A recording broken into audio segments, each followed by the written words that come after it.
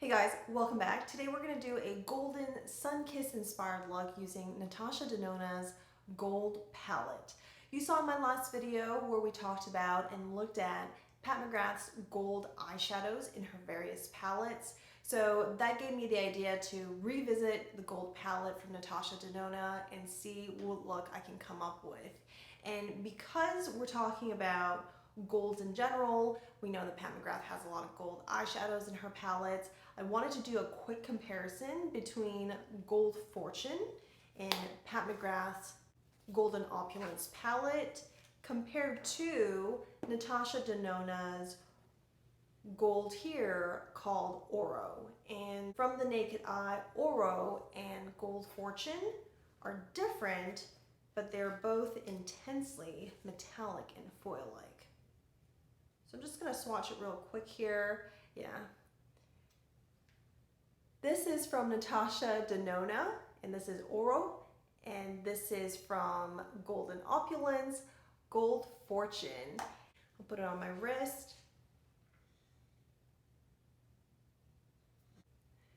They look quite similar to the naked eye. You can see the difference, but on camera with all the lighting. Natasha Denona's is actually warmer and more foil-like as I'm doing this, but the tone of them is quite similar.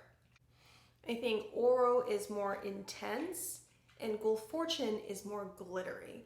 So this is more foil-like and metallic in finish, and Gold Fortune up here is more glittery compared to the one from Natasha Denona.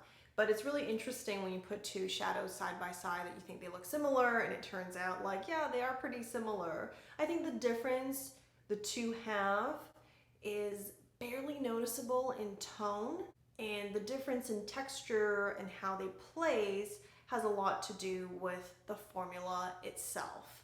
And I think what we can do here going forward is when I see an eyeshadow in one brand that could be similar or dupes from another, I'll definitely point it out to you or bring it up for discussion. So with today's look, I've gotten some sun now finally, and I am using a different foundation because Chantecaille's Future Skin Gel Foundation in Alabaster is just on the verge of being way too light for my skin tone at this point. So I am using YSL's Fusion Ink Cushion Foundation. I have a whole separate video just to revisit their cushion foundation because it's summer, it's getting hotter, there's more humidity in the air, and I think some people prefer lighter foundations. And I think there's a lot of interest in YSL's cushion foundation because way back when I first started this channel several months ago, I did a whole video comparing different YSL foundations. Their cushion foundation against liquid foundations, full coverage, medium coverage, like, you know, just everything that they currently had in their line at that time. So there's just a lot of interest in that video. Like to this day, I'm still getting a lot of views. And when I look at what's driving people to that video, I find that it's the search term cushion foundation YSL. So I figure I would do another review and kind of update it. And if you're interested in that video, I will have it up either later this week or the first video for next week. Let's head on to the tutorial. We're going to start with the color Oro, and we're placing that all over the lid. First, I'm taking the crease brush. I'm just going to work the color onto the lid.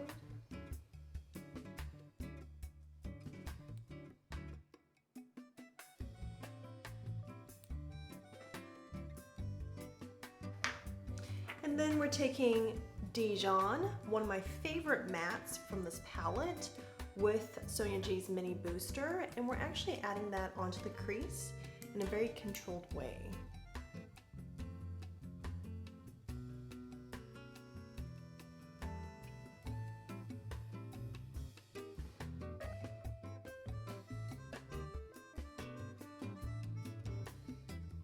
And then we're taking the Jumbo Blender, also from Sonia G's Sky Eye Set, and we're blending out Dijon.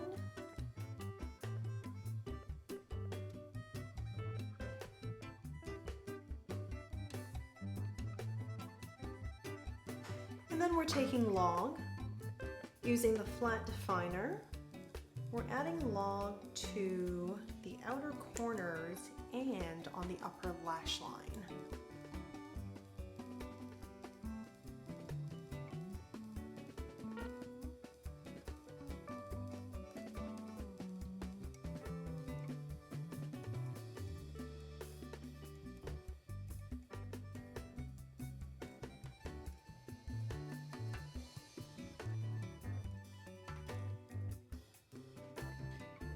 And we're going to blend out log a little bit here.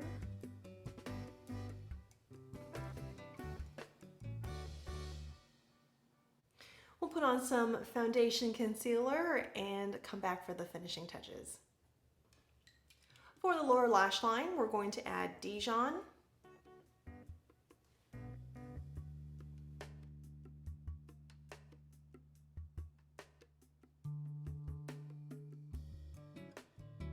And then I'm going to go back in with the Jumbo Blender here, and we're actually going to blend in Aria, this kind of lighter brown, just to give it a bit more of a smoky look without going too sultry.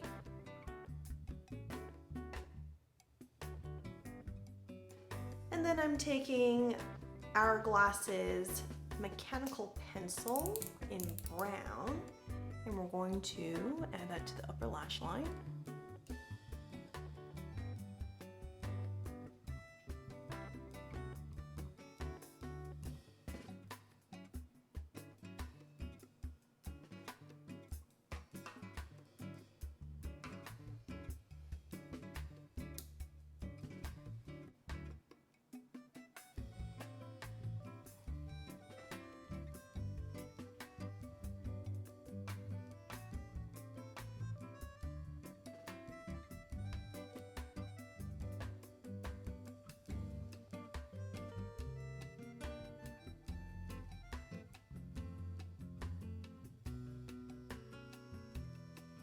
And just on a whim, I want the lower lash line or the waterline to be darker as well.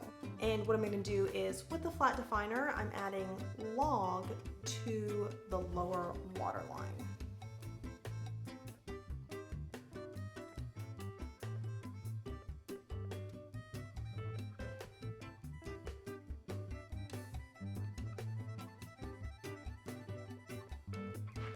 And then now we're going to add Kava to the brown bone.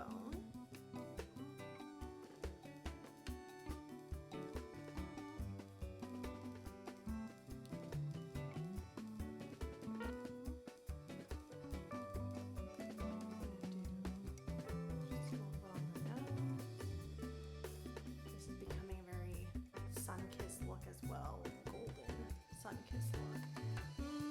We might even go in with one of these shades as a highlighter. I'm thinking possibly this one, or we could mix this in with something else. Actually, before I move on here, off camera, I used the mechanical pencil to wing this out a little bit. So the way that I did it is just because I already had this on the upper lash line, I just took this corner here and started filling it out and bringing it here. If you want it to be more dramatic and the wings more noticeable, you can of course thicken this, add more here, or you can even bring out the wing further if that is your preference. But I'm okay with the way things look now. I'm just gonna leave it like this. And this is the finished look.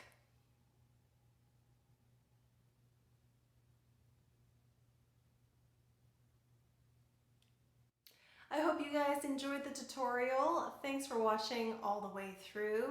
Take care. I'll see you in the next one. Bye.